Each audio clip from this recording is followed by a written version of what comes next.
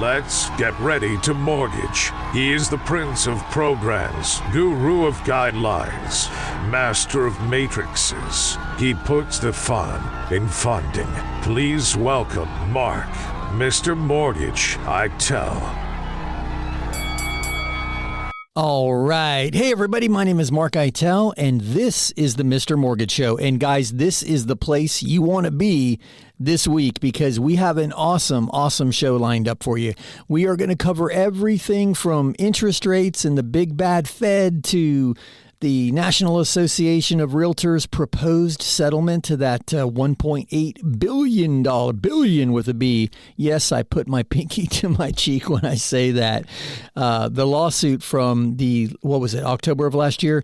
Man, oh man, this proposed settlement has sent shockwaves through the industry, and nearly every mainstream media outlet has had a headline or two on it, from the TV stations, the local news. Everybody's talking about how this proposed settlement is going to save both buyers and sellers thousands of dollars in the future. And I've heard some people even go as far as to suggest this is going to lower home prices because it's lowering some of the costs associated with selling a home.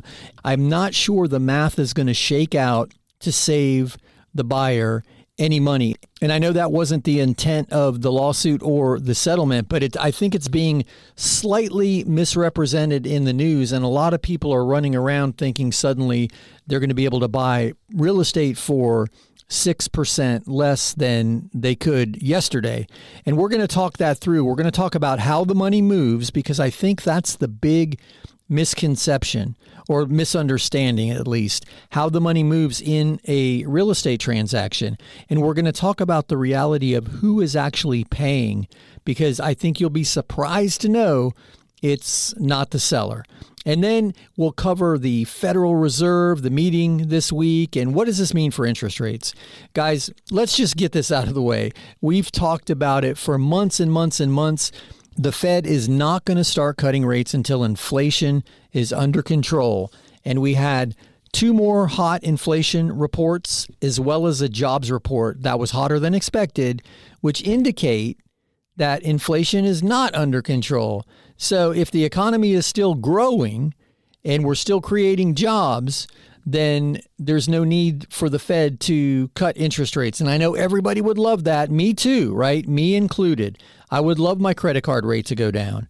But the reality is, until inflation starts to go down, the credit card rates and the equity line rates and all of the adjustable rate debt that you have, which is tied to prime, and prime is tied to the Fed overnight rate, which is what he's pulling the lever on when he has these moves.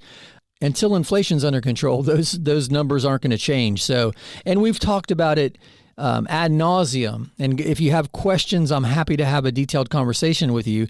But the Fed funds rate and mortgage rates are not connected.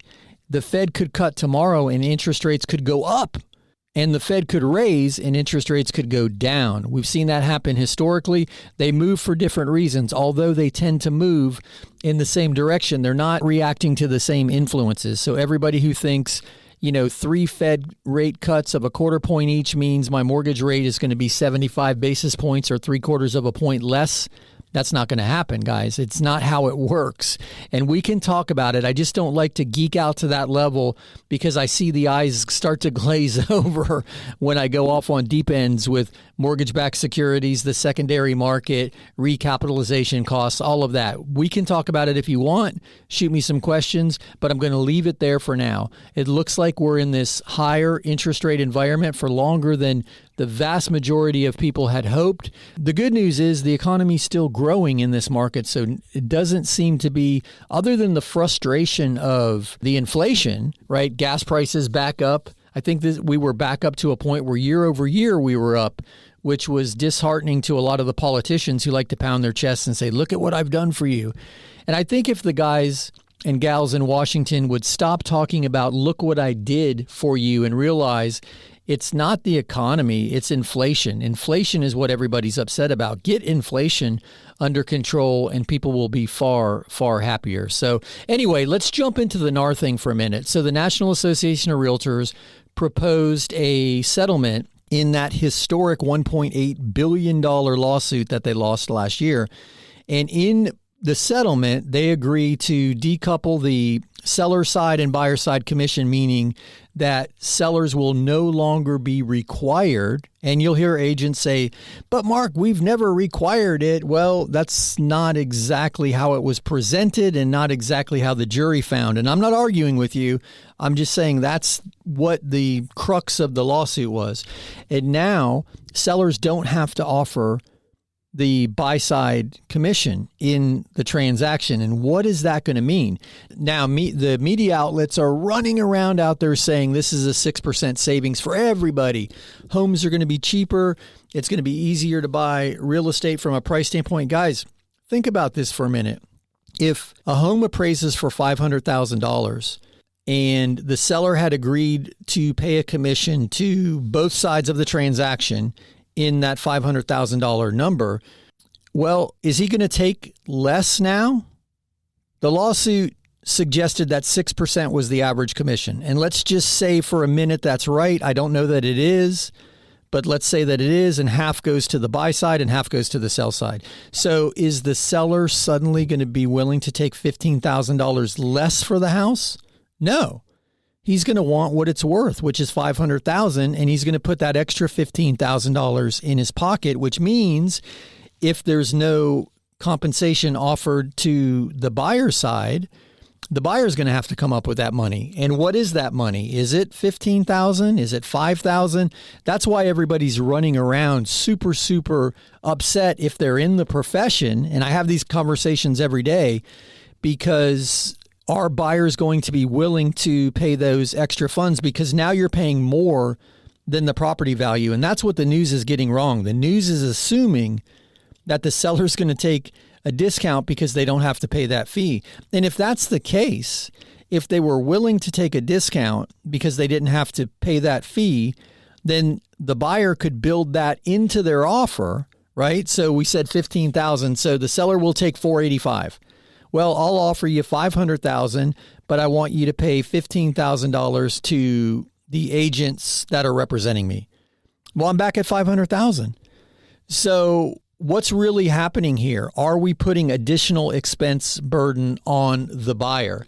That's one part of this conversation nobody appears to be having. And I just wanted everybody to be aware of it because the news is saying, yes, this is a big win for the consumer. And it may be from a purely transparent disclosure requirement. I think it is. I think the confusion around how the money moves was the big problem because in that $500,000 purchase price, and let's use 6%, that's what the lawsuit alleges, is 6% was the average or the normal. That means $30,000 was commission. So in reality, the seller had agreed to accept $470,000 for their house. Well, if it appraises for $500,000, they're not going to reduce the price to $470,000 or $485,000. So in the past, and this is the part when I say how the money moves and who really pays, guys, the buyer is the only one paying for anything. Because in that example I just gave, a $500,000 purchase price, a net to the seller of $470,000, $30,000 in commission to be split up. However, that means the buyer is bringing $500,000 to the table, either with a mortgage or cash or a combination of both. The buyer's paying for the seller's commission as well as their commission. So everybody who's out there thinking the buyer has been freeloading on the seller is totally missing the boat. That's not how the money moves. The buyer is the only one bringing money to the table in most transactions, assuming they have equity. If somebody's upside down, it's a different argument, but you get my point. And we're talking about the seller being burdened with a double dip. Well, really, it's the buyer being burdened with the double dip. And if we start down this rabbit trail, where does the conversation end? That's the crazy part. Hey, guys, you hear the music. We can talk more about this on the other side, but that's my cue. We'll be back in a few. Sit tight on the other side of this short break. We'll be back with more of the Mr. Mortgage Show.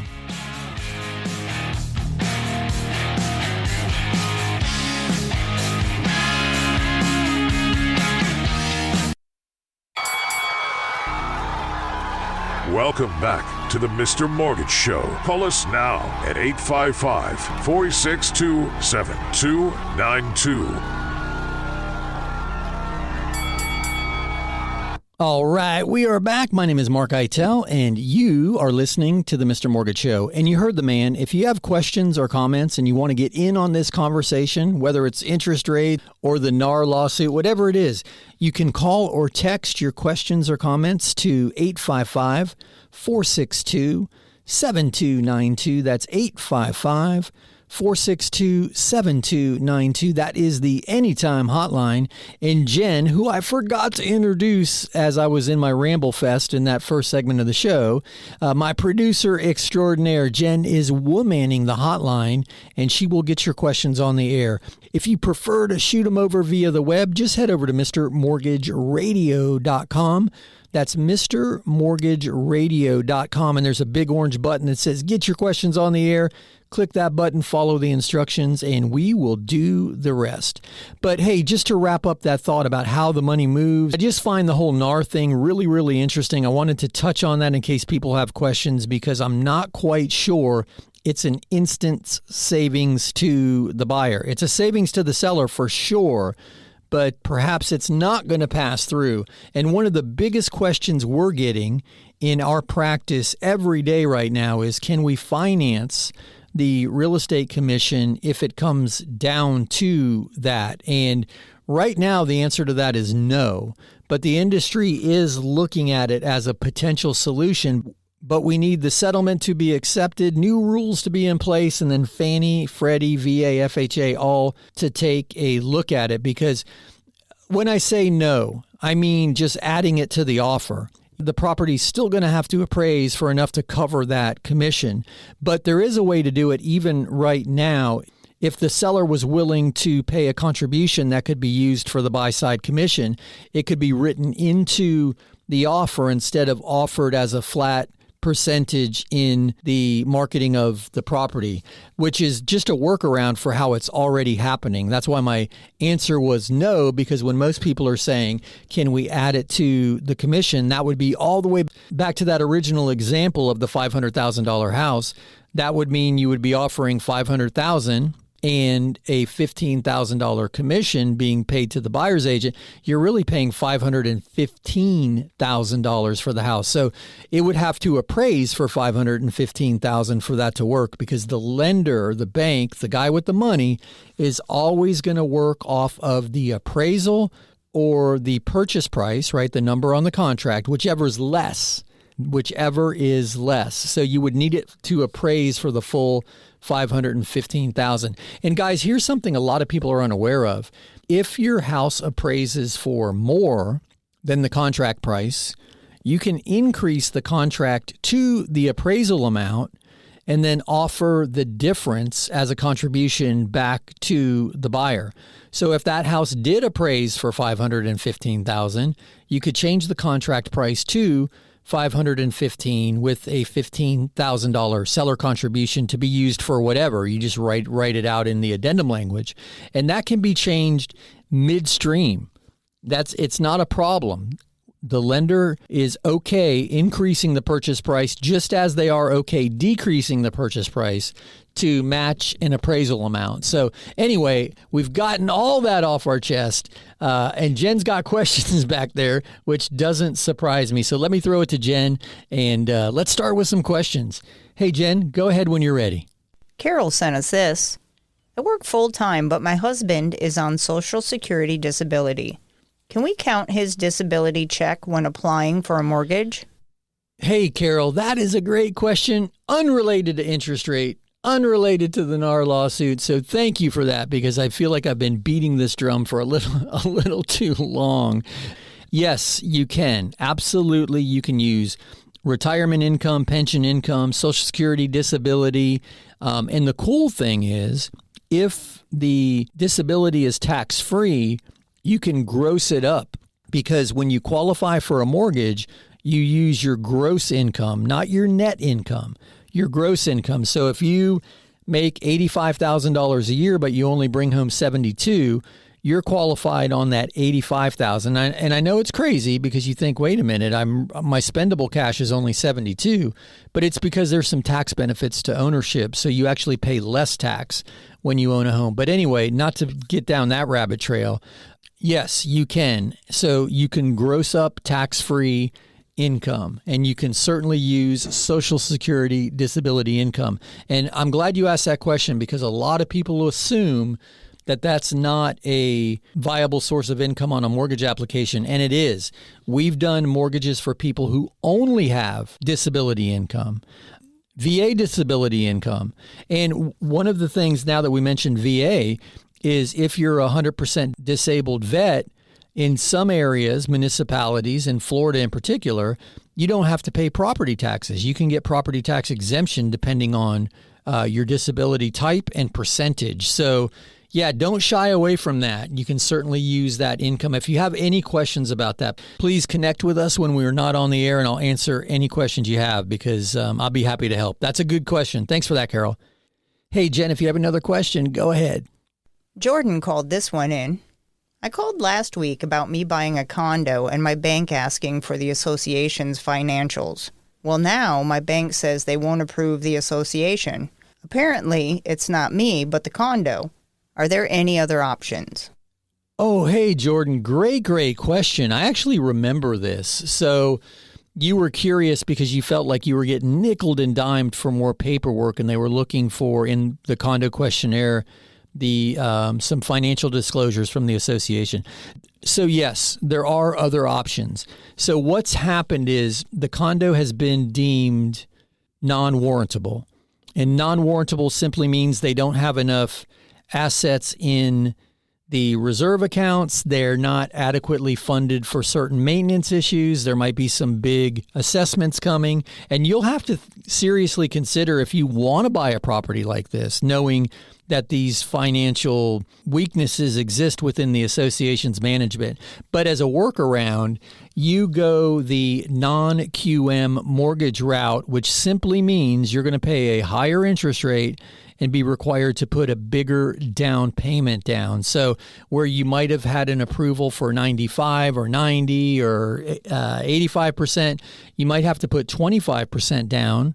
And if you're able to swing that, then you can use a non-QM mortgage, and they are far, far less concerned with the details of those financials. It's a workaround for that. And the logic is they have 25% equity protecting them. God forbid the property goes into foreclosure for a variety of reasons, one of which being related to the quote-unquote mismanagement of the association. So certainly not uncommon, and there are definitely workarounds. Hope that helps. Hey guys, you hear the music? You know what that means? That is my cue. We'll be back in a few. Sit tight on the other side of this very short break. We'll be back with more of the Mr. Mortgage Show.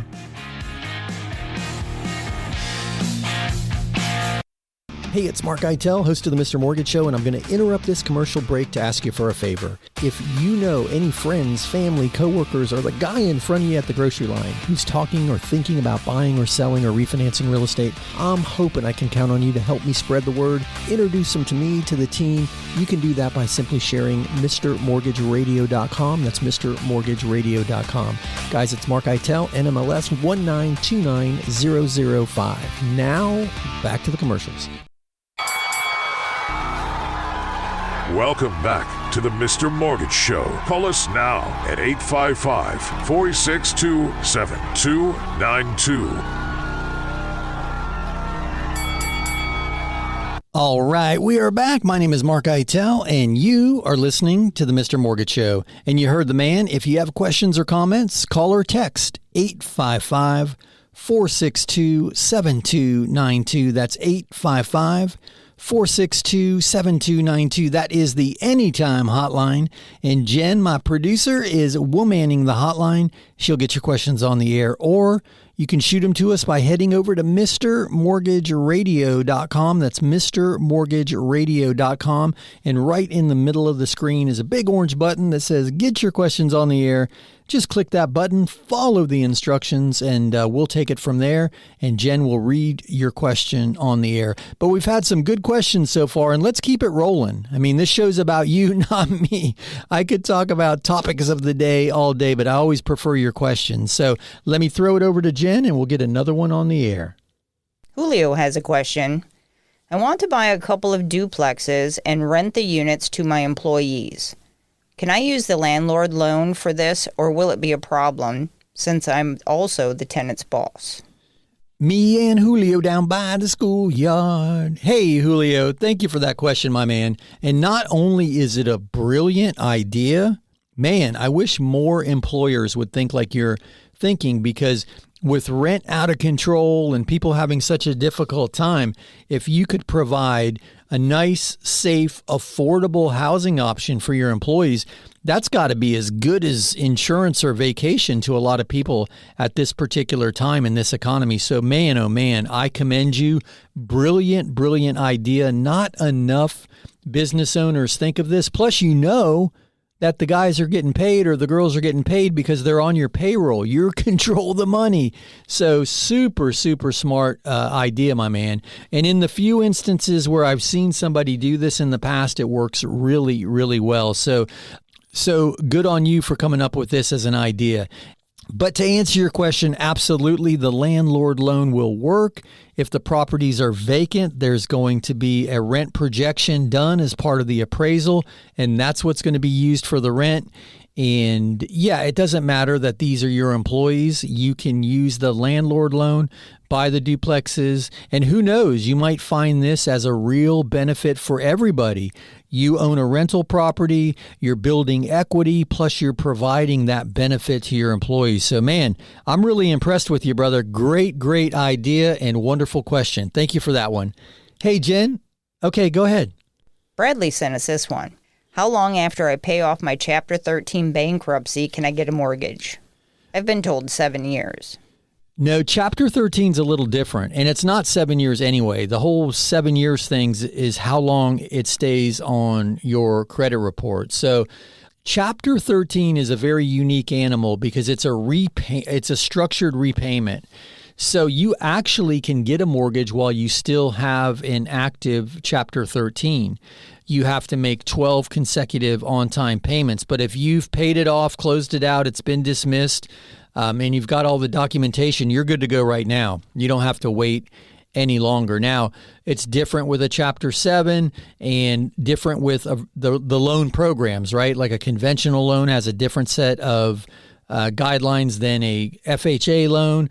But the encouraging thing is if you're done with your 13, you are okay as far as it goes. Now, with that being said, you still have to meet all of the other credit requirements. So the good part of a 13 is often your credit score rebounds during the process because, as I mentioned, well, you know better than anybody. You've just been through it, that it's essentially a structured repayment of debt. So great question. I hope that helps. If you need more information, please don't hesitate to reach out.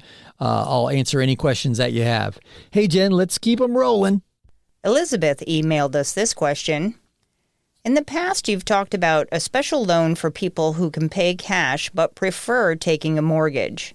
Does it matter how long I've had the assets? Elizabeth, this is a great, great question. And most of the time, no. It depends on where the assets came from, though. You'll have to document that. So this is a loan program that's really, really good for someone who's inherited a bunch of money, someone who's gotten divorced and as part of their settlement got a lump sum, and you can actually pay cash for the property. But as you mentioned, who wants to do that? You've finally got some cash in the bank. You want to keep some of it in the bank. So there are a variety of programs. One is asset depletion. Don't confuse that term to mean you've got to deplete your assets. The underwriter will look at your pile of money, right, and say, okay, if you took a monthly disbursement for 60 months, 84 months, 120, depending on the program, how much would that equate to in income? And that's the income that's used to qualify you. So that's how it's calculated. Assets divided by, depending on the program, 60, 84, 120. And that will determine a quote-unquote monthly income amount to qualify you. That's one program. There's another program that just looks at your assets and says, okay, if you're willing to put a large down payment down and pay a slightly higher interest rate, you're good to go.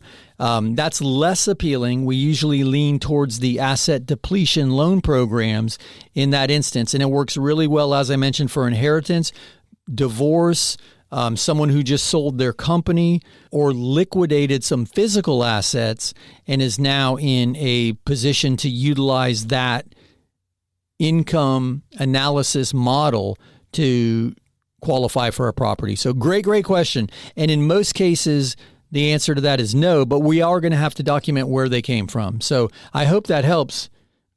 Thank you for that one. Hey, Jen, toss me another. Felix sent this text. I heard President Biden say there is a $10,000 down payment grant coming. When will this be available?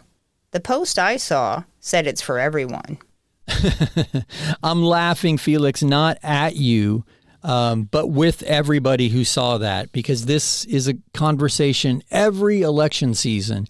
And it wasn't too long ago that during the campaigning for the last election, that they were floating a $15,000 grant, and that never happened. So I'm skeptical that this will ever happen. The difference with this one, though, it's not a grant, it's a tax credit. It's not going to help you with things like a down payment, and it's not going to help your debt to income qualifying ratio because it's not reducing the cost of anything. At the end of the year, it's giving you, it's actually $4,800, $400 a month, $4,800 a year in a tax credit. So you still have to qualify for your loan at today's interest rate, at today's purchase price, and then at the end of year one, you get a $4,800 tax credit. And at the end of year two, another one for a total of $9,600. But then that's where it ends. So it's super confusing. But the politicians on both sides of the aisle get super generous during campaigning season. And I just caution you, don't hang your hat on anything that you hear at a stump session or at a rally, because we've seen it before, and it wasn't long ago. Google it.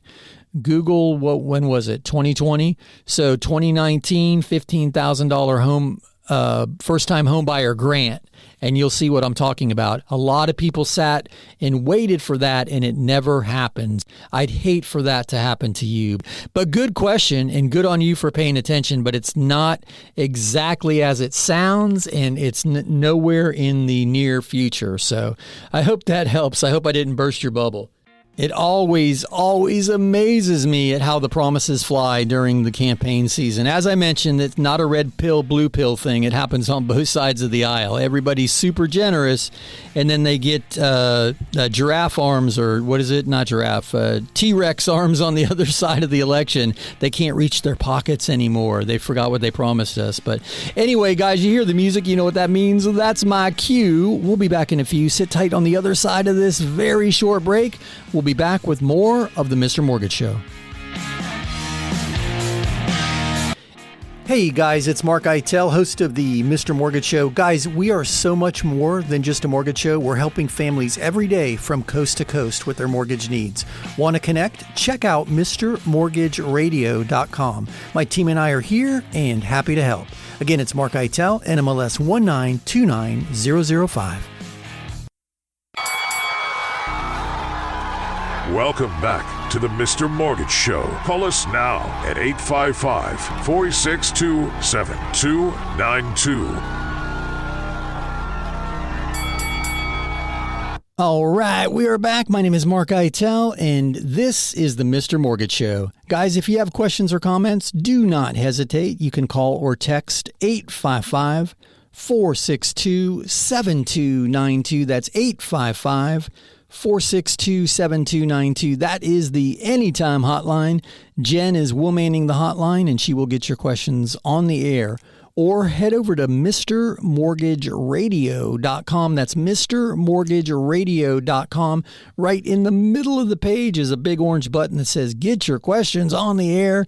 click that button, follow the instructions. They'll pop up over here and we'll do the rest. Jen will read your questions on the air. Hey, and she reminded me that I totally forgot last week to announce that we did have a winner of the music trivia from the week before. And I do not have my notes in front of me, but somebody did win. We've had some people say, hey, did anybody win? Montrose was the band. Sammy Hagar was the singer of Bad Motor Scooter. So I will give a proper shout out to the winner as soon as I can find my notes. But I believe Jen already sent you the t-shirt and hat pack. If not, we'll get that right out to you. So anyway, we did have a winner. I love that song. Get on your bad motor scooter and ride. Anyway, clearly, I am not allowed to sing in my band. I'm only allowed to play the drums. But anyway, let's throw it to Jen and keep the conversation mortgage related from here on out. Hey, Jen, do you have okay, go ahead. Here's a question from Aspen. Do you think it makes more sense to buy a new construction home in a new subdivision and get the builder concessions? Or, in the long run, does buying an existing home make more sense as far as holding value? Wow, this is a fantastic question. And before I dive, I love this. I love this question because we can point at some key data from the housing crash of, what was it, 9 and 10? I have post-traumatic stress disorder from that time period in my life, so it's hard for me to remember the dates. But hey, before we dive into that, Aspen, you have won the coolest name of the day. I love that name, Aspen. That's awesome. But hey, let's dive into this, dissect this for a minute. People ask me all the time, what neighborhoods do I think have the biggest potential of crashing? Because some neighborhoods are more susceptible than others, right? We've seen that a rising tide raises all ships. There's no question about that. But some of the homes got dragged along the appreciation wave, and it wasn't based on anything other than supply and demand. And what I mean by that, and I'm going to refer to my personal life and my personal experience. The very first home I bought was built in the 50s, and I didn't buy it in the 50s. I bought it in, 2099? Anyway, a long time ago because I'm an old man. But my point is the house was 40 or 50 years old when I bought it. And it was not desirable from the standpoint of amenities or construction style. It was desirable from the price point. So it was a 2-bedroom, 1-bath with a carport and a detached laundry room in a fantastic neighborhood in a fantastic location. And that neighborhood appreciated at a ridiculous pace during the early 2000s. And I sold and doubled my money and went and moved into another 50-year-old neighborhood, but with a marina and a golf course, the whole 9 yards. Then I sold that and bought a new construction home. Now, here's the difference. And I'll use the neighborhood I'm in now. There's 772 homes, I think, in the subdivision. And the overwhelming majority of the people, because now I'm an old man and I live with other old people, have been here for a long time. They didn't pay today's prices for these homes. They paid 10 years ago, 15 years ago prices for these homes. So they have a load of equity, a ton of equity.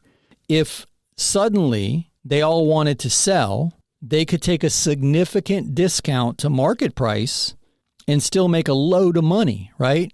Let's use round numbers. If today's price for the average home in the subdivision is, I don't know, $500,000, and they all have $300,000 in equity, well, they could sell for $400,000 and still make $200,000 and go happily, merrily ever after on their way. But the guy who just paid $500,000 is going to be super upset because he just lost $100,000 compared to the comparable sales. That's the established neighborhood analogy. And I'm not suggesting that's going to happen. I'm suggesting that's a risk factor. The risk factor is what is the equity position that the rest of the neighborhood has in relation to where you are when you buy the house. Now, on the opposite end of that spectrum is new construction. Most subdivisions build out between 1 to 3 years. Some longer if they're bigger and more elaborate, but on average, 1 to 3 years. That means in that 3-year window, everybody paid about the same price for the property. Everybody has about the same interest rate on their mortgage. So when it comes to resale time, they're going to be less able to take a big haircut to have a fast sale, thereby putting the rest of the people's equity position at risk of declining values. Because appraisers look for the 3 most recent comparable sales. And if 3 of the 772 people in my neighborhood suddenly choose to take a haircut and sell quickly, then we've got a declining value situation. That's my answer to your question from the standpoint of long-term value. The neighborhood that everybody gets in at the same time and pays about the same price, there's more of a protection built in just because of where everybody else is from an equity play. Now, from the builder's concession standpoint, absolutely. Take the new construction home, take every concession you can get. They might even buy your interest rate down. They might upgrade your kitchen cabinets. Not to mention, if the price is the same and you like both locations, you get all of the modern amenities. Maybe it's 10-foot ceilings. Maybe it's a split AC, meaning the master has its own AC unit, which is much more efficient. Maybe it's a better floor plan. Maybe there's an extra half bath in an office. So the new construction, it's all wired for Ethernet. There's so many conveniences to today's lifestyle that we've become not dependent on, but it's desirous to have. They're already built into new construction. So I like new construction from that standpoint. Now, where I struggle with new construction is the 0 lot line, 3 different models, 2 different paint colors. God forbid you're tired after work and you drive right past your house and you can't find your driveway because they all look the same. I don't love that about new construction. And I don't love the fact that, if it's a post Taco Bell morning and you're in the master bath, your neighbor can hear your discomfort. I don't like that either. But from the value standpoint, consider everybody's equity position and entry price into the neighborhood. And then from the new construction standpoint, man, concessions make a big, big difference. And if you use it for a rate buy down, you can get a really, really attractive interest rate in this environment. So great question. I hope that helps. I can go on and on and on about that because I've seen it firsthand in my personal experience. So anyway, let's try to squeeze in some more questions. Jen, you got one ready? Okay, go ahead. Tommy sent this one. Is it possible for me to use the new 5% loan I see everywhere and buy a property and then change my mind about moving in? Certainly there is a loophole. No, Tommy. No. That is not a investor loan. I've talked about it 100 times. It's a residential loan for investment property, 5% down on a 2 to 4 unit. And if you're going to play the game, and be careful, brother, you've already announced your intent to defraud the application. You're saying, well, I'm going to move in, but I've already decided I'm going to change my mind because there's got to be a loophole. Guys, there's no loophole. If you're going to use the new 5% down on a 2 to 4 unit property, you've got to intend to live in that property. And you think I'm wrong? Go to Google and Google occupancy inspectors, Indeed. And the Indeed job site will pull up all of the occupancy inspector jobs that are being advertised out there. Guys, occupancy fraud is a real thing. Don't get caught up in the TikTokers and the YouTubers telling you that the bank isn't going to care as long as you make the mortgage payment, because that is not the case. So great question, brother. Hey, guys, you hear the music? You know what that means. We have wrapped up another week here at the Mr. Mortgage Show. Gosh, time flies when I'm on the air. I love being on the air with you. Hey, Jen, thanks for another awesome show. Guys, have a great week. Jen and I will be right here next week. But in the meantime, if you need us when we're not on the air, check out MrMortgageRadio.com. That's MrMortgageRadio.com. One more time, MrMortgageRadio.com. Otherwise, we'll see you here next week. Same time, same station.